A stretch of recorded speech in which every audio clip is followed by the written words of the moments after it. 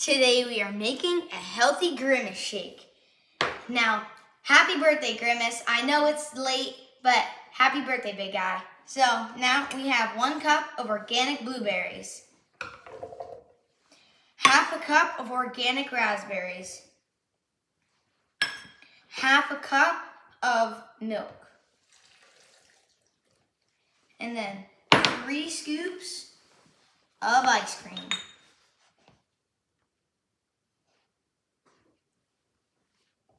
One.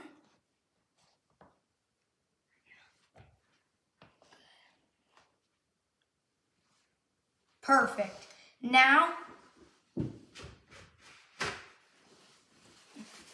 you put the top on and blend.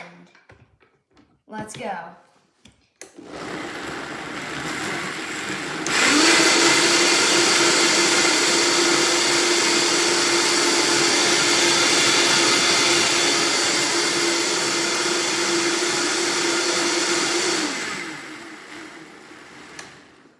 Next, you pour it into your cup, you put your straw in, and then you have your Grimace Shake. Happy birthday, Grimace.